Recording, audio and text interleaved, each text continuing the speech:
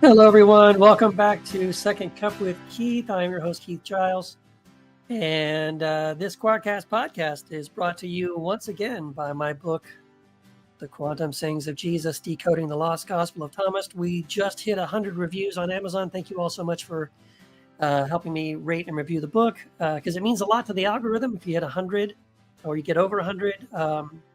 So if you read the book and you enjoyed it, please rate and review the book. That would help me so much because now Amazon will continue to promote it. It's been number one for 9 months now. It's crazy, but I'm very grateful for that. I am working hard at work on the follow-up book, The Quantum Sayings of Mary, hopefully out in May of next year. Thank you all for listening to the podcast. Thank you all for being here. Again, my name is Keith Giles, and we are going to talk about something today. I want to talk to you about something that I think that I just came across. It's really fascinating. I want to talk to you about it a little bit, and then let's do some critical thinking about it if we can. Okay, but first, let's just kind of geek out. I came across this YouTube video. The title is kind of weird. The title is, you could probably find it. I recommend you go watch it. Either way, I recommend you watch some of it because we're going to be watching it in our Square 3 group and talking about it this Sunday. So that's why I was kind of diving into it. And I thought this would be something interesting to talk about on the podcast. So it's on a guy named Jesse Michaels, but it's Michels. So maybe it's Michelle's, but it's, I don't know, Michaels, Michelle's. If you search his channel, Jesse, Jesse, Michaels, Michels. The video is called Harvard Scientists, quote, "These kids are telepathic," close quote, telepathy tapes documentary. And then you can go find the telepathy tapes. It's a podcast on Apple Podcasts. So, there's I think 10 or 12 episodes of season 1 of this podcast. They overtook Joe Rogan, I think last month when they, so it's been a wildly popular podcast. You may have already watched it or listened to it. But there's some very fascinating things going on in this documentary. I did a little research into the documentarian. Her name is Kai Dickens, K-Y Dickens. And she's a legit documentarian. If you go to IMDb, you can see her page. This is probably her 7th or 8th documentary. Most of her documentaries have nothing to do with the telepathy tapes, the kind of subject matter that are being covered in the telepathy tapes. But it is sort of like investigative kind of stuff. And so here's, and again, I've only watched it's a 2-hour video on YouTube, the Jesse Michaels video. And that's really mainly what I'm going to be talking about in this podcast.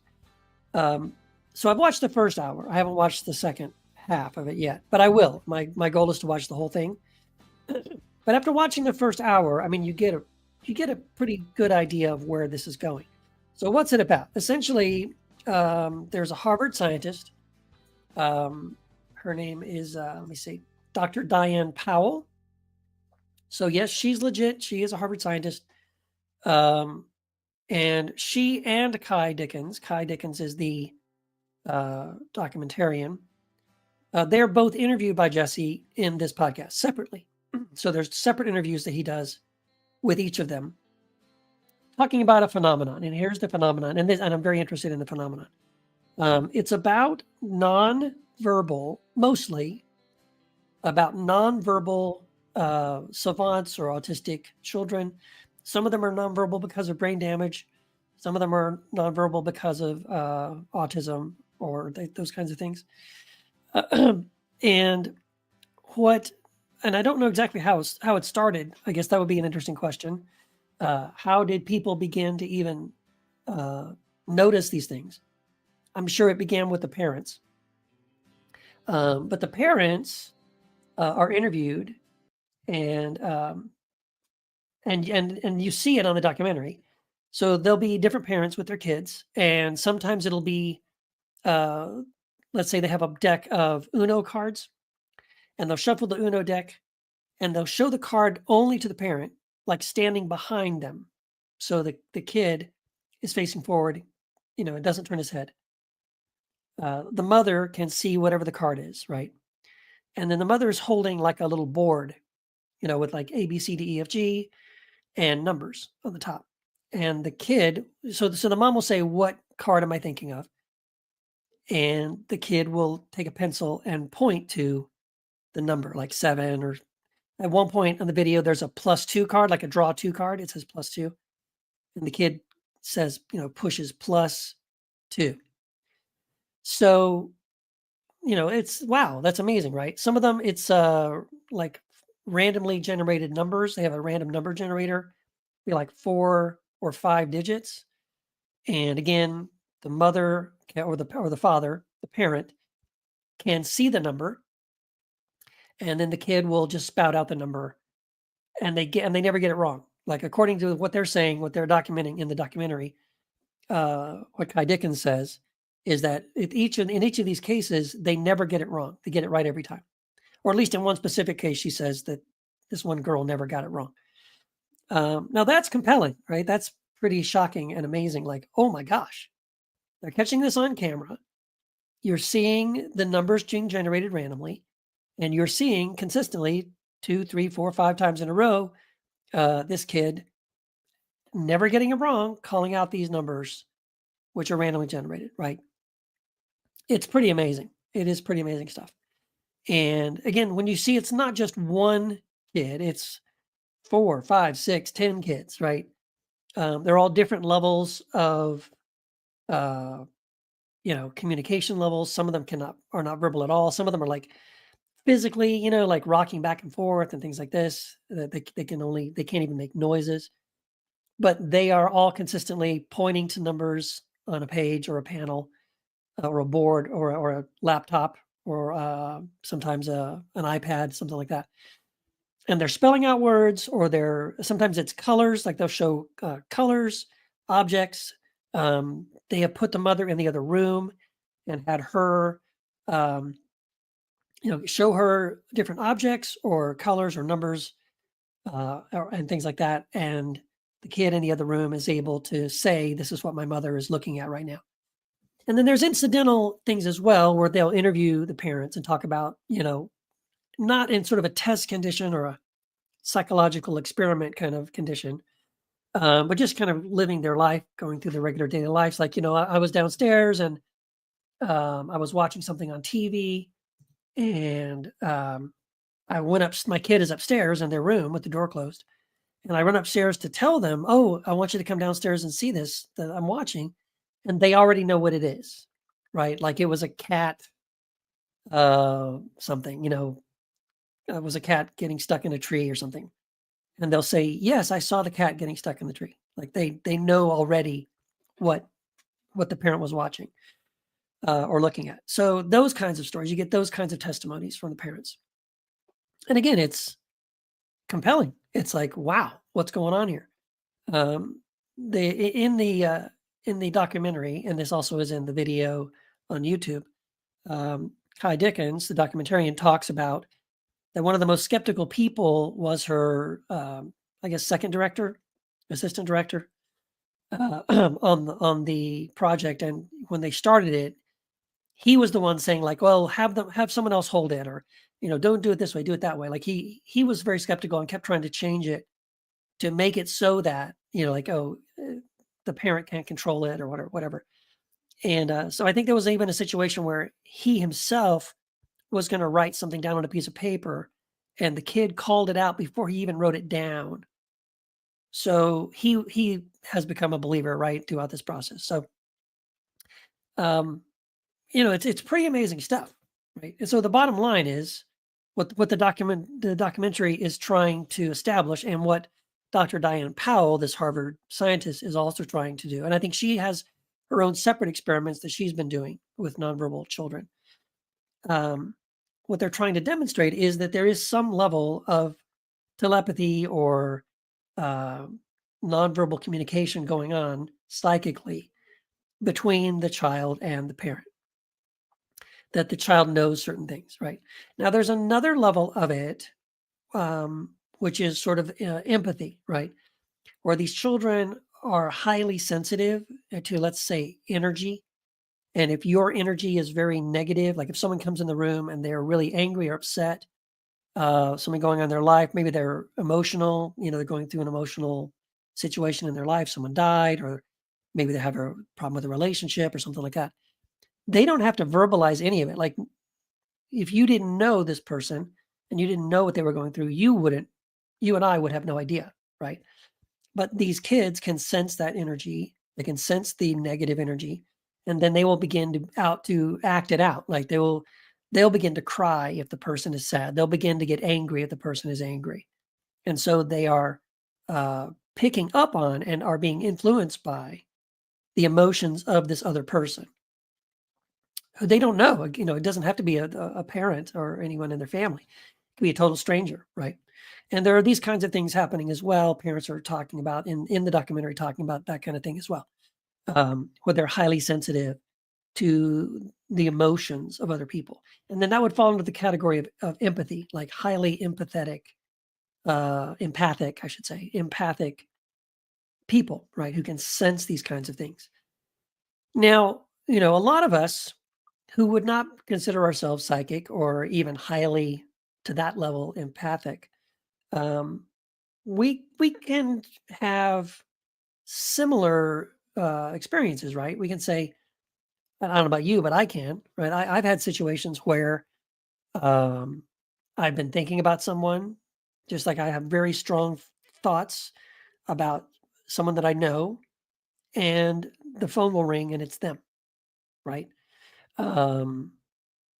Or the other way, right? I have thoughts about somebody kind of out of the blue, and I'm kind of concerned about them or worried about them, and I'll call them or I'll text them or I'll send them a message or an email, and they will say, "Oh my gosh, Keith, you have no idea. Thank you. I was at my wit's end. I was really upset. I didn't know what to do, and your email really helped me." And blah blah blah. So, and I'm curious if any of my listeners have had similar experiences. And because my guess is that we do, right? We have had those kinds of experiences. I've talked before. I think at Heretic Happy Hour, I talked about when I was in college. There was a song that I really liked, and I'd be driving around in my car with the radio off, maybe listening to a cassette or a CD or something, and this song would just come into my mind, and then I would turn on my radio and switch, and it would be right there, like it had just started. Like, how did I know that song was playing on the radio at that moment, right? So I've had those kinds of experiences before. I've also had experiences where, like, in the sense of sensing other people's energy, that's happened to me several times. Where again, and it's usually with people I don't know very well, but it's sort of a quivering. That's how I describe it. I'm uneasy. I feel a very negative energy, and it's kind of a quivering. That's what I call it. Kind of a quivering in my soul and my spirit and in my body somehow. And it just is like a huge red flag. Like, this person isn't safe. This isn't good, right? There's something going on with this person. One example, by the way, when this happened was someone brand new who had just started visiting our house church back in the day when we were still doing house church. And it was early one Sunday morning, no one had arrived yet. I would usually go into the den about half an hour before we started. And I'd pull out my guitar because this was during a time that I was leading the worship. And I'm not very good at it. But I would be sitting on the floor, with my like my chord sheets laying out, for the songs. And my head is down. I'm sitting in the floor in the den at the back of the room. And I'm looking down at that stuff. I'm not looking up, and I'm just playing different songs and everything. And then all of a sudden, I started getting that quivering feeling like, whoa, what is this? Something is really wrong. And then this person just spoke, and I looked up and they were standing in the room. And I was like, ooh, I sensed that person before I even kind of saw them, or before I was even conscious that they were in the room. I subconsciously sensed their energy and sensed that it was bad. And this was a person that I ended up eventually, the only person I've ever asked to leave our group for various reasons, but mostly bearing out that sense that I had that they weren't a safe person, right? So I've had these kinds of experiences before. And again, I don't consider myself someone who's highly empathic. It doesn't happen all the time, right? I'm not like a psychic or anything. So I guess, the question is, in reference to this documentary and this quote unquote evidence um, that this might be happening is, the fact that these kids are nonverbal. The assumption is that because they're nonverbal, their brains have adapted some other abilities um, that might approach this level of high empathic sensitivity and possibly even into psychic ability, or at least with their parent, they know what their parent is thinking, they know what their parent is feeling, right? And again, the parents' testimonies are that these aren't things that they're trying to make happen. These are things they're just observing, and these are the things they're experiencing, right? So this is what the documentarian Kai Dickens is trying to document in her documentary. The documentary is not complete. So when I talk about the video on YouTube, this Jesse Michaels video, again, the title is Harvard Scientists, These Kids Are Telepathic. It's not the documentary, although again, it's 2 hours long, so it can sort of almost substitute for the documentary in many ways. But you can go to the website, which is the Telepathy Tapes. That might even be the name of the documentary. The name of the website. It is the name of the documentary, the Telepathy Tapes. Let's see. Yeah, so thetelepathytapes.com is the website. Now, here's some things about it that I'm kind of concerned about. When you do go to the website, it's basically a fundraising website. Okay, the whole point of it is to raise money, and it's kind of annoying to me that a lot of the videos that are on the website that you can watch, which are essentially the evidence videos, right? The quote unquote the proof on video of all these various kids demonstrating their telepathy, are behind a $10 paywall. So if you want to watch these videos, you have to pay them $10. And I get on one level that they are raising money for the documentary, but it's annoying, right? A lot of there's a lot of stuff in the 2-hour one for free on YouTube that you might not need to do that. Okay, so you don't have to pay the $10 to see some of these things, because a lot of those clips are for free on the YouTube video on Jesse Michaels' site. It's just concerning to me, right? That so much of it is behind a paywall. That's just one thing. There's some article there by Diane Powell and Brian Williams. It's a critical commentary on Jonathan Jerry's 2024 article, "The Telepathy Tapes Prove We All Want to Believe." So they do respond. There's some rebuttals there to some critical articles, or at least to one specific critical article, which I haven't read yet, but I do want to read. But here is, but here's something I will say. Okay. Let me switch gears a little bit. Like, I love magic, right? There's a musician, a magician that I love named Ricky Jay. He just died, I think, last year or so, maybe 2 years ago. But Ricky Jay, oh my gosh, go Google Ricky Jay, go on YouTube, look up videos, card trick videos by Ricky Jay. And the guy is flawless. He is phenomenal. And I've studied a little bit of magic, very little bit of magic. I know a lot of the basic things that underpin a lot of magic tricks, right?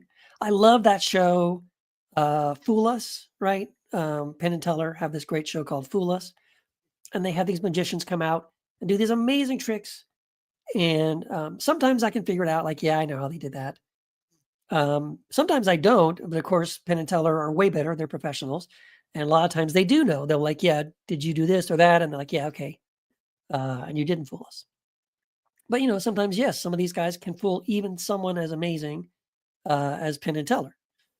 So getting fooled isn't impossible, right? And there have been a lot of times, like, who's the other guy? Uh, there's another magician who's really famous. He's like kind of a street magician, but he also does a lot of, he's done a lot of things with like celebrities and things like that. He did it. He's also done like some, like a lot of spectacle type things where like he was frozen in ice for like a week or something. And, which by the way, that one was highly suspicious. But he's done these kinds of like big event kind of things, right? I think he caught a bullet in his mouth. Like it's it'll come to me in a minute. I'm sorry, I'm so bad with names. But anyway, I've seen this guy. I've seen him on like um, Jimmy Kimmel or on some of these late night talk shows, and I've seen them do tricks that blew my mind. Right? I like. There's no way. How could he have known that? How could he have done that? Like that is freaking impossible. Um, And for a lot of people, that's where it would end, right? We're just like, wow, we love being blown away. And we love, wow, look at that amazing magic trick. And we don't know how they did it, but we just kind of go on with it, with our lives, right? But you know what? You can go on YouTube, and I've done this for almost every trick I've ever seen anybody perform on a TV show like that. And just you can search it on YouTube and say like, this trick by this magician exposed, and there'll be somebody showing you exactly how they did it. And then, of course, once they show you how they did it, you're like, oh, okay. Then you go watch it again and you're not as impressed because, okay, right here, I can see he did this and did that. Okay, yeah. Things you weren't noticing before because you weren't looking for it, right? You didn't know what to look for. So it just went by you and you were just blown away, right? And I think, again, on something like this telepathy tapes, I'll be honest, the first time, when I watched the first hour of this thing, I was blown away. I was like, dude, this is real, right? This is hands down, like they just proved it. Like there it is. Then I started looking for articles that were critical, right? And if you look for them, they are there, right? If you look for articles, kind of debunking some of these amazing things you're seeing, all these amazing videos you're watching on this YouTube clip, or what you're hearing about in the podcast. They're coming at it with a more critical perspective. And then you would have to say, well, okay, that's a good point. And now I go back and watch it again and I can say, oh, yeah, okay, I see what you're saying.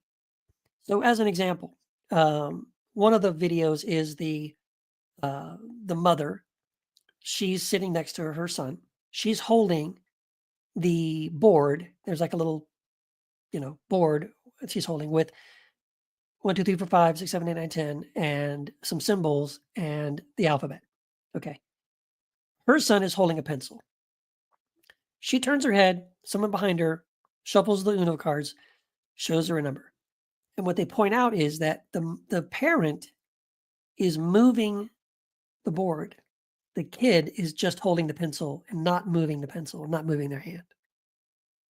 And so when they do this 2 or 3 times in a row, what you notice when you're looking at it critically is it seems like actually the parent who does know what the card is the one slightly moving it so that the child's pencil is pointing. And whenever the child's pencil is now pointing to the letter or the number, the kid says it out loud. So it's really more from the kid's perspective. The kid is just reading whatever number the parent points to by moving the board. Does that make sense? So that's that one. I was kind of like, yeah, okay, I see that. I see it. I can see that happening. Another one is there's one where there's a dad and he's sitting with his kid, and same kind of thing where the dad is holding the board, and the kid is holding a pointer. And what they point out in the video is that if you notice, the parent who does know the word that is to be spelled out never takes their eyes off the board, right? They are intently staring at the letter board. But if you look at the kid is looking off into the distance and is not paying attention at all to what's in front of them, is not looking at the letterboard. And so again, it's the parent sort of moving it so that the kid ends up pointing to the correct letter. Like one of the critiques said that the parent could have duplicated that if they were sitting next to a dummy that had a pointer. Like the kid didn't need to be there, and you could have duplicated that result. So I think those are valid criticisms, right? One of the criticisms that I read referenced another documentary on PBS, which you can watch for free, called The Prisoners of Silence. So you can look that up. I'm sure you can find that on YouTube. If not, you can find it on the Internet Archive. That's where I found it, but it was linked in the article.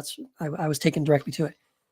And this was a PBS documentary that also was investigating the phenomenon of whether or not these kids who are nonverbal autistic children had psychic abilities, and took a little bit more critical approach and sort of debunked a lot of these kinds of tests and said, this is kind of what's happening. Now, I want to take a step back here and say, I don't get the impression from at least watching that first hour of the YouTube video, I don't get the impression that the parents are knowingly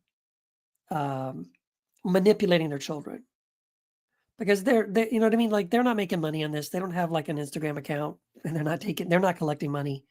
They're not taking their kid out in, performing, you know, tricks and things at talent shows or whatever, right? The parents are, all the ones that I've seen in the videos, they have a nonverbal child. Think of it this way.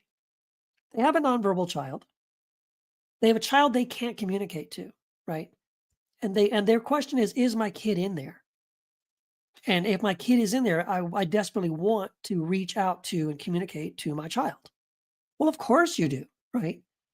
And so the sense that I get is that it's probably more subconsciously, and I say subconsciously because I don't think it's intentional, that subconsciously these parents, they so desperately want their kids to communicate with them that they are subtly changing, controlling what the kid is pointing to, sort of as a way to prove to themselves that, yes, my kid is communicating with me. I do have this connection with my child.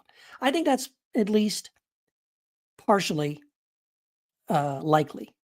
That's happening. In other words, it's happening to the level, an unconscious level, that the parent themselves probably are not consciously aware that they're doing this, right?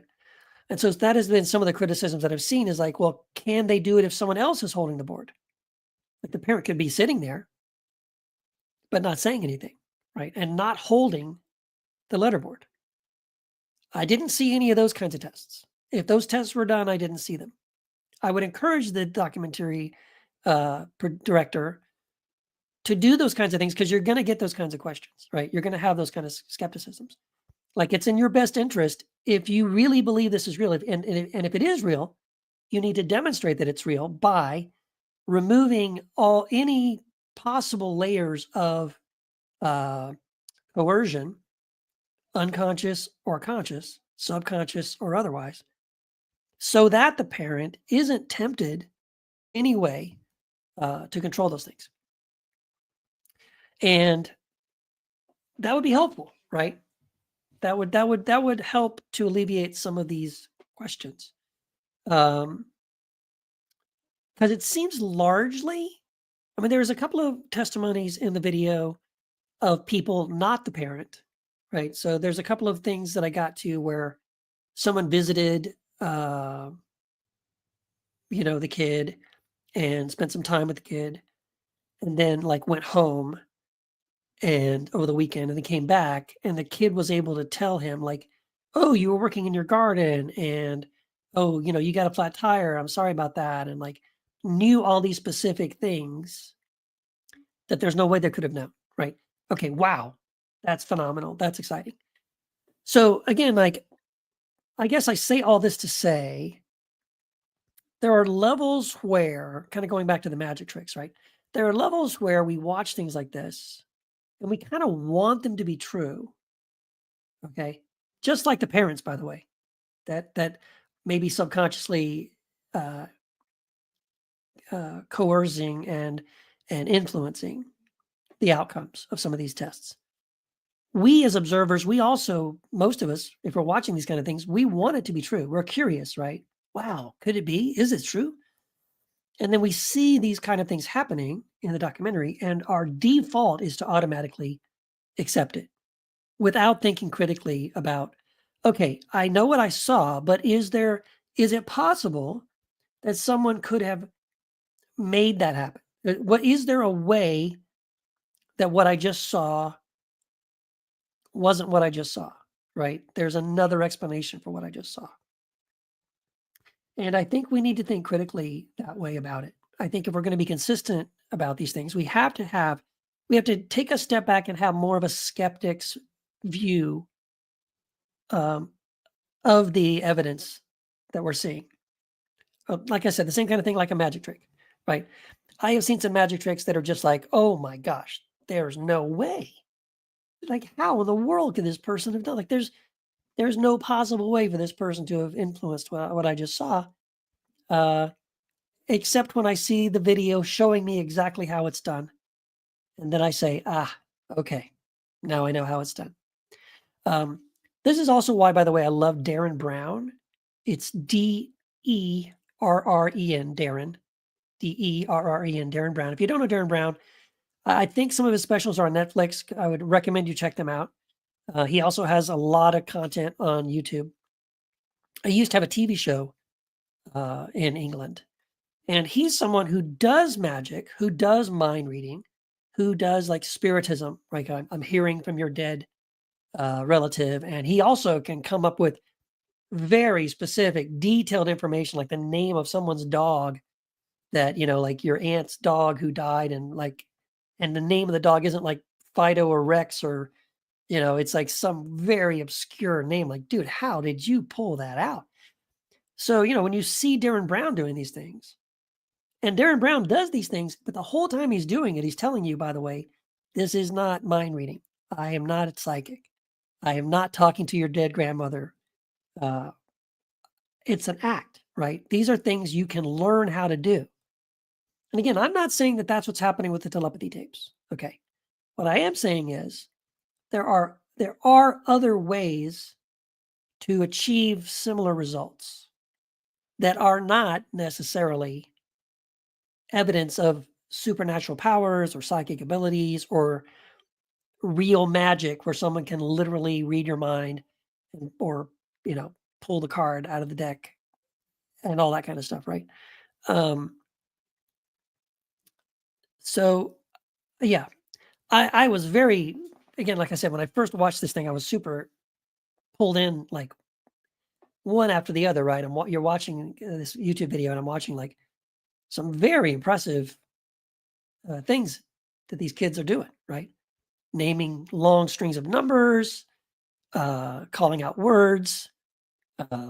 Like I think one of them, they put some colored balls or marbles in a jar, and the kid was able to tell you exactly which colors were in the jar. Like, wow, right? So I guess let's take a middle road here and just say, I want to leave room for the possibility that something might be going on, right? Maybe these kids are highly empathic and they are sensing some kind of energy from people, and maybe somehow that is translating something, right? I think the brain is an amazing instrument. I do believe we are energy, right? Everything about us is energy.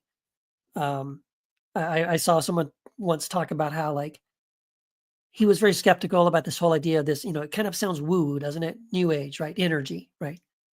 When people talk about energy, you just roll your eyes, oh, your energy, whatever, your aura, your chakra, whatever. It's like, yeah, but when you go to the doctor, you go to the hospital, and they put these leads on your skull, on your face, and on your heart, around your body. What are they picking up? Electrical impulses. Your body is generating electrical energy, electrical impulses. That's scientifically proven. That's the only way they can do an EKG, is because your body is producing these electrical impulses. All we're saying is, what could those electrical impulses be also doing? Right? Things that we're maybe not aware of. And could it possibly explain things, some intuitions that we have, right?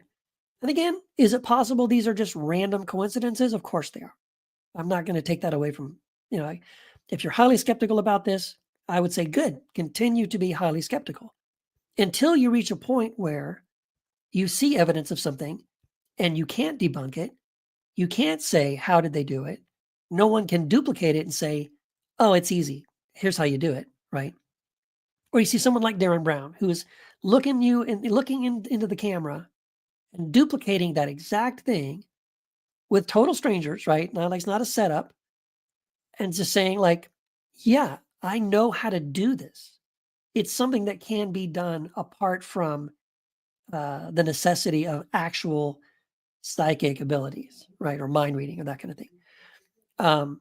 So again, I encourage, in fact, I would prefer that we approach these things from a skeptical point of view, right?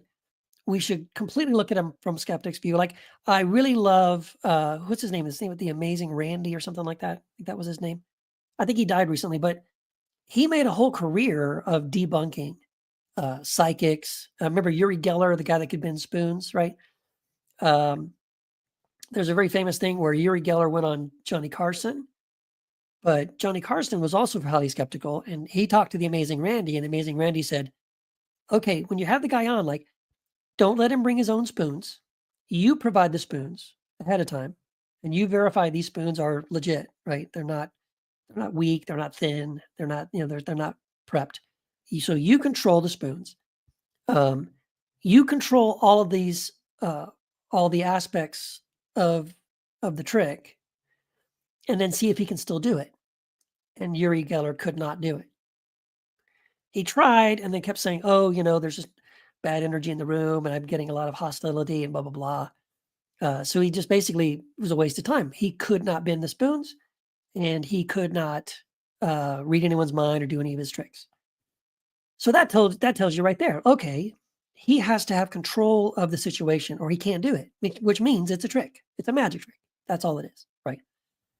And I have no problem with somebody like a Darren Brown or just someone who says, I'm a magician and now I'm going to bend spoons and read your mind and tell you your PIN number. I've seen a guy do that where he's able to go, and I think even Darren Brown did that. Where he went on a show, a live television show, and he was able to come up with the PIN numbers for everybody on the show, right? But again, saying to you, I'm not a mind reader. I'm not reading your mind. There's another way I'm arriving at these numbers, okay? So I say all that to say, right, I think we should remain skeptical about these kinds of things until we can reach a point where, and maybe that point never happens, right? Maybe all along the way, as we're looking at this happening, we're looking at this evidence, we're saying, no, this is fake because of this. This can be duplicated because of that, right? Here's the problem with this and that. Like, I would prefer that we approach it from that direction. If we encounter something where it's like, oh, damn, I have no idea how they did that. Now, again, we shouldn't stop there. That shouldn't be like, well, okay, then that's proof. No, it just means you don't know what it is, right? So you should kind of be relentless about it. Like, okay, that was impressive. I don't know how they did it, but I'm going to continue to be skeptical about it, right? I'm going to continue to look and see, okay, what else could be done? And it's also very helpful to read, as I've been looking at other documentaries, like this one called Prisoners of Silence that's on PBS. It was a Frontline production from 1992. Like, I want to watch that because I want to see how they are looking at some of the very same phenomenon and then are saying, well, here's the problem with it, right? Here's what you and I, as sometimes people who just want to believe, we're not asking the critical questions, right? We're not being skeptical enough about it. Because again, why? Well, we want to believe it's true, right? Like, I want to believe it partially because I've always been fascinated by people with these kind of savant abilities. And there are some things that are genuinely real, right? About people that have autism or are savant, or sometimes people that even have brain injuries, right? Like they weren't born this way, but they were hit in the head by a baseball or had a car accident or fell off the roof or something like that. Or football injury, something like that. And And then as a result of the brain injury, traumatic brain injury, and this is well documented, the person suddenly has a photographic memory, right? They can remember anything you show them. Like you can show them, you can flash them a photograph of something and they can draw it perfectly like a scanner or something, right? Or they can do complex math problems. Boom, they just do it in their head, right? They just know it. Or you can pick a date like June 4th, 1922, and they can tell you that was a Wednesday. And you can go back and look at the calendar. Yep, that was a Wednesday. Like, how do they know that? Those kinds of abilities, those are real, right? There are people that are savants and people who have traumatic brain injuries who are capable of doing some astounding things as the result of that, right? I mean, gosh, we all saw Rain Man, right? Rain Man, you can drop a box of toothpicks and he can glance at the toothpicks on the floor and tell you how many are left in the box. Like that kind of level of stuff, right? High mathematical kind of equations and that kind of thing. So those are things we do know the brain is capable of doing under these extreme conditions, right? Things dealing with math, things dealing with memory, things dealing with dates.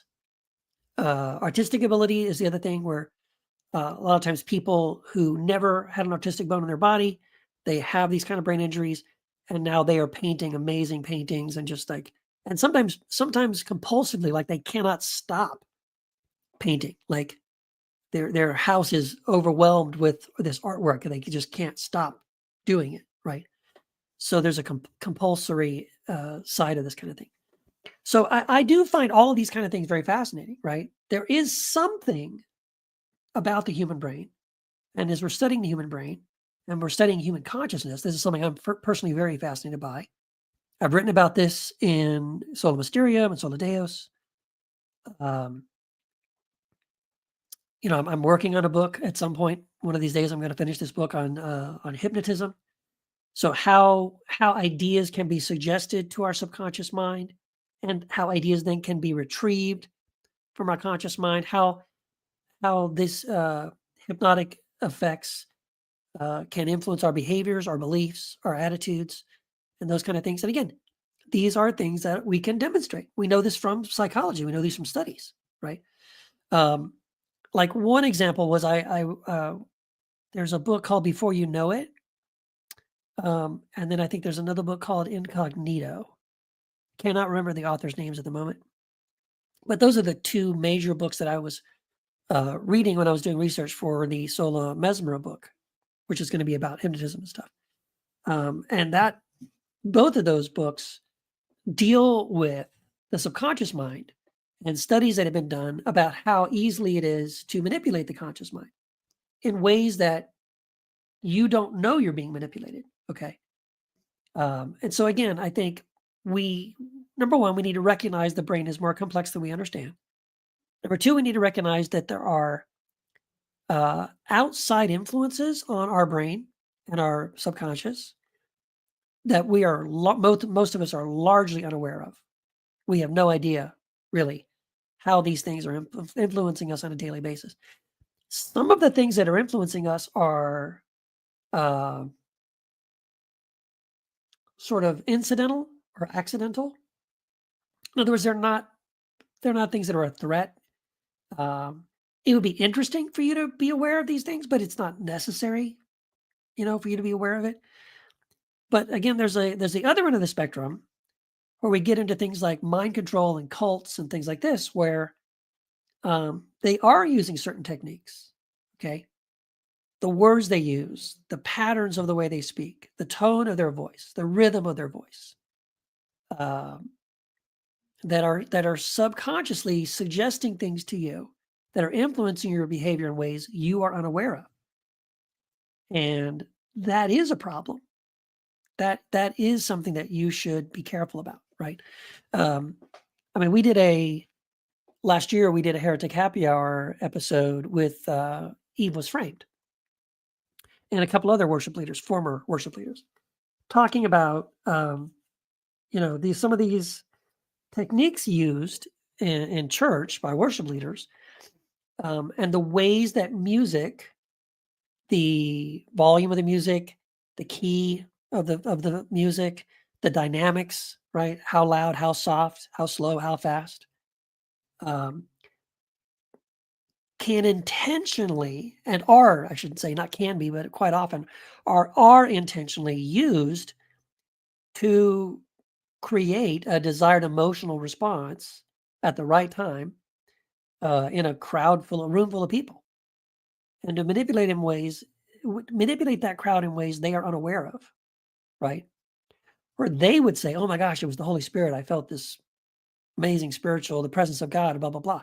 And really that's what they're calling it, but that's not what it was, right? It was just the C sharp minor chord change or whatever, or the octave shift or something, or when they, whatever. Like there's all these techniques that are happening where we are being conditioned and we're not aware of it, right? So yeah, again, I find this kind of stuff fascinating. I'll probably continue to, like I said, I want to finish watching the video, but then I'll also want to go and read the people that are saying who are trying to debunk it, who are challenging it. Now, here's one of the things that I think is major. Okay, one of the guys I was listening to or was reading that was debunking the telepathy tapes. Let's see if I can find this. Okay, so this is on. There's a website called skepticalinquirer.org. If you're curious, they have an article by Stuart Vyse, Vyse. This is actually from just a few days ago. This is a very new article. The article is called "The Telepathy Tapes: A Dangerous Cornucopia of Pseudoscience." So there's a lot of great links in there. Does a great job of debunking it. But here's one of the most interesting things about the article. He says, experts not heard on the telepathy tapes, this would be the podcast, include the Committee for Skeptical Inquiry Fellows, Christopher French, Richard Wiseman, James Alcock, and Susan Blackmore. Furthermore, CSI Chief Investigator, CSI being the Committee for Skeptical Inquiry, Chief Investigator Kenny Biddle is not a guest on the show, and there is no mention of the Center for Inquiry Investigations Group and their $500,000 challenge to anyone who can demonstrate psychic ability under controlled conditions. Again, I'm reading from the article. He says, with all the psychic excitement being reported in the podcast, one would think $500,000 would be an enticing reward. I'm not psychic, but I can predict none of these more skeptical experts will appear in season 2 of the telepathy tapes, and that none of the people with psychic ability mentioned in the podcast will ever approach the CFI investigations group to claim the prize money. And that right there is a really, really great criticism or challenge. So in other words, again, in good faith, if Kai Dickens, who is directing this, who is doing the podcast and who is currently working on this documentary, if she believes that she has evidence, if she believes, like hands down, like this kid is reading minds, and there's no doubt about it, no doubt about it. If there's at least one of them that you could say, like, well, maybe this one, the other, I could fudge here and there, but man, this one right here is hands down, no question, this is psychic ability. Why wouldn't you?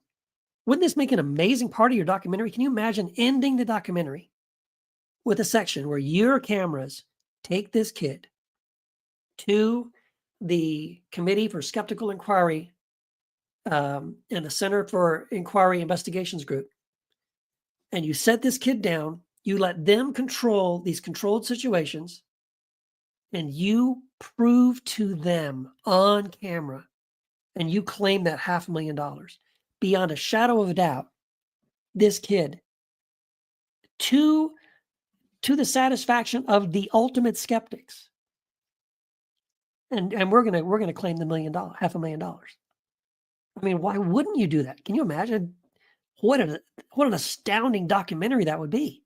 That's your marketing right there. The marketing for the documentary is, we are the only documentary that includes footage of someone actually claiming the $500,000 challenge to demonstrate psychic ability under controlled conditions. Boom. I think you're going to have a huge opening weekend, right?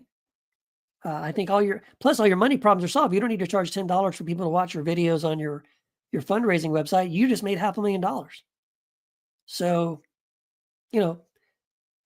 take 10% of that, fund your documentary, give the rest to the family. That would kind of solve the problem, wouldn't it? And then the question would have to be, number one, why wouldn't you at least attempt that? If this is your point, right? The whole point of the documentary is, hey, we are capturing on camera these nonverbal kids who are psychic, who are telepathic. The whole point, the whole name of the show is the telepathic tapes. Hey, somebody says, I'll give you $500,000 if you can prove that this kid's really telepathic. Bring it on. Do you not have confidence that this is real? Do you not have confidence in your footage and your evidence, in the kinds of conditions that you're repeating? Then, hey, let's see it. Let's do it. I would just say this, and I think, if I were the one doing this, right? If I was the one making a documentary and I was interviewing these kids and I was catching some of this on camera and I was convinced this is real. These kids are really psychic. They really are reading minds. And then someone said, hey, you know what? I'll give you $500,000 if you can duplicate that on camera with these people that have set up this test. Wouldn't you at least want to try? Yeah, I would. Why wouldn't you is the question. That's the question.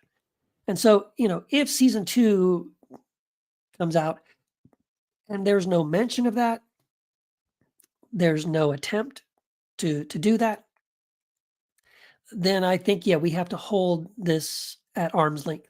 We have to remain skeptical of what we're seeing here. Are we really seeing evidence of this, or are we seeing the evidence that they want us to see? Because here's the other thing about it, right? This is the problem with the documentary. They'll show you the kid getting the number right 2 times in a row, 3 times in a row. Are they not showing you the 20 times that they didn't get it right? Like, why would they include that? Why would they put that footage in there? Like, oh yeah, well, this time they got the color wrong, or they got the object wrong, or, oh, they got the number, they didn't get it right. They were off by a digit or something like that. Well, of course, you're not going to put that in your documentary. When we don't see that. So again, it's fascinating stuff. Again, I love this kind of stuff. I love watching it. I love thinking about it. I love debating it. I love discussing it. Like, again, our Square 3 group that we meet every Sunday, that's what we're doing this week, is we're going to watch it, and then we're all going to get together and spend 2 hours kind of picking it apart, talking about it. Okay, what was compelling? What was convincing? What was not convincing? Again, I love having these kind of conversations. I think it is very fascinating. But I think at the same time, we have to be very careful about just swallowing it hook, line, and sinker. I guess I've seen enough Darren Brown videos to remain skeptical. Okay. And again, I guess I should also say along those lines too, like, I think it's, when you see these spiritists and things like that, like, oh, I'm talking to your dead grandmother and she's telling me blah, blah, blah. Right. And usually these people are on television, or they're doing these events where people pay $100 to come and all that kind of stuff. Right. And then Darren Brown can duplicate that.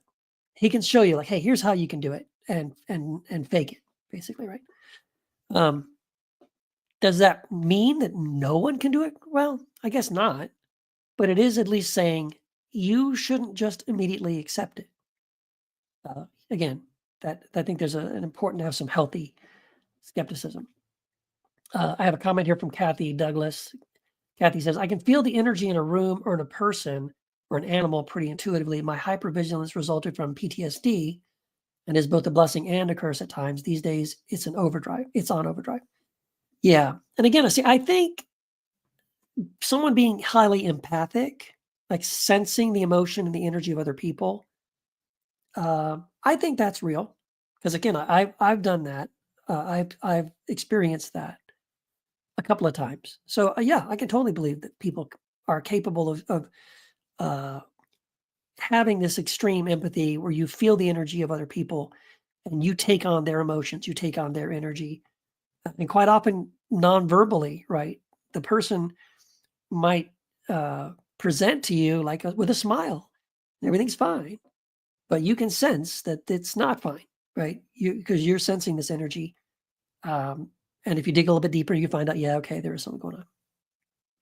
So again, I just don't think it's a slam dunk. I do think this kind of thing is fascinating. It's interesting, but I would just be very curious. Like, so I pointed you to two different things, right? I pointed you to this video on YouTube, the 2-hour video, which of course is uh, invested in convincing you that it's totally real. I've also pointed you to another documentary called Prisoners of Silence on PBS from Frontline in 1992 to look up that one because that's going to take it from a skeptical's point of view. And then there's also, um, some other websites like the skepticalinquirer.org. Again, I recommend you do all of them if you're going to do any of it. Don't just watch the the pro side of it, right? Don't just watch that. Also read these other people. Also listen to what other people are saying. Also watch these other documentaries that are going to now basically this is the side of it where someone shows you how they do the trick. Okay. This is the problem with what you just watched. And then think about it, right? Again, I guess it all boils down to this, right? I have been saying now for the last couple of years since I wrote Sola Mysterium. The whole point of Sola Mysterium was to say that we need to hold our beliefs loosely, right? Don't let the cement dry on your beliefs, okay? And that I'm saying the same for this. Don't be so quick to make up your mind, right? This is the other thing I've noticed is that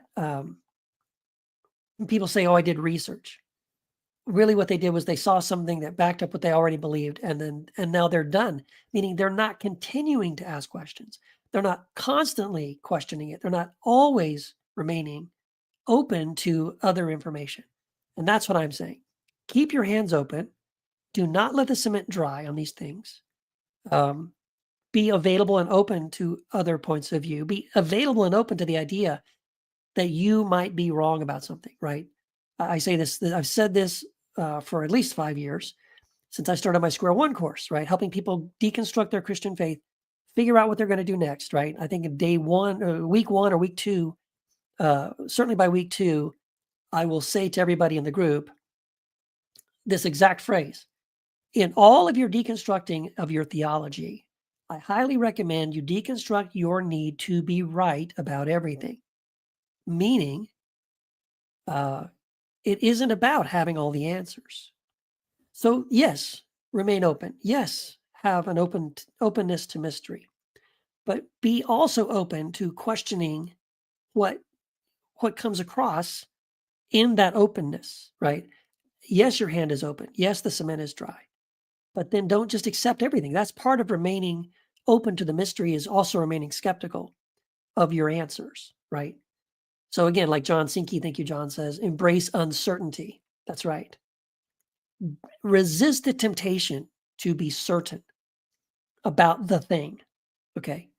You can be intrigued. You can be interested. You can be amazed. You can be shocked. You can say, whoa, that's cool. Right. But don't just accept everything. Right. This goes back to our individual responsibility. And then I'm going to wrap up because we're coming up near the close of the hour. And this is really important. I believe, at least for me, this is where I'm at right now, and this is very important to me. I say this again. I also say this all the time. I don't want you to guru me. I'm not anybody's guru, right? Don't believe something because I said it or anybody says it. Believe it because you believe it. But the test for whether or not you accept it or believe it it should be a hard test, right? So it shouldn't be a pop quiz. It shouldn't be one Google search. It shouldn't be, oh, I read this book or I read that blog post, and now I'm done. I believe it. It's right. Again, holding loosely is you're open to challenges to these ideas, and you welcome it. Actually, like if someone can show you that this thing that you thought was true is not true, you say thank you. Oh, good. Whew. All right, yes. And now I'm gonna edit and update where I'm at. But again, I don't let the cement dry on that. So remaining. It's not just about remaining skeptical, and it's not just about being your own guru. It's about taking responsibility for your own heart and mind, right? It's yours. It's no one else's. No one else gets to put those ideas in there. No one else gets to decide for you what's real and what's true and what isn't. You should be very, very precious with that, right? You don't hand that off to anybody, and you better not hand it over to me. Because here's the thing, I'm a moving target. What I believe changes almost on a daily basis. So again, that's why I'm always nervous if people ask me questions like, Keith, what do you believe about this? And what do you believe about that? I'm afraid to even answer those questions because I feel like, well, you're waiting to find out what I'm going to say so that you can believe whatever I say next. And I don't want that, right? I'd rather push back and say, well, what do you believe about it? Why do you believe that? Right? And why do you think that's true? Okay. Because we should all recognize that none of us has all the information, and none of us knows really almost anything. And that's what Solar Mysterium was all about, right? Was recognizing how little information we have, how little we can entrust our own memory. Like our memory is very flawed. And it's a Wikipedia page that we and others can edit, that kind of thing. What we can see with our eyes, again, we don't see reality. We see a very limited range of light, what we call visible light. But there's all kinds of light going on right now we can't see. Same with things we're hearing, right? There's frequencies we cannot hear. And the older I get, even the less frequencies I can hear. Which means there's sounds going on all around us we cannot detect, right? So we don't see reality as it is. We also know from studies in consciousness that a lot of what we perceive as reality is made up by our brain. Our brain invents stuff, right? But we become convinced it's true because our brain told us it was true, but it's not objectively true, right? Anyway, I just thought this was a very fascinating topic for us to talk about in this episode. I love bringing it up. I love talking about it. I love imagining. I love saying, wow, what if? But I also love asking the questions and digging into it to say, yeah, but is that right? Is that true? Should you accept that hook, line, and sinker? I would just say, stay skeptical, my friends. Keep that cement dry. Keep that hand open. Don't be so easily or quickly convinced one way or the other. Continue to embrace uncertainty and mystery. And there you go. That's our episode for today. I hope you have a great day and a great week ahead of you. We'll see you next week on Second Cup with Keith. And yeah, thank you all. Thank you all for being here.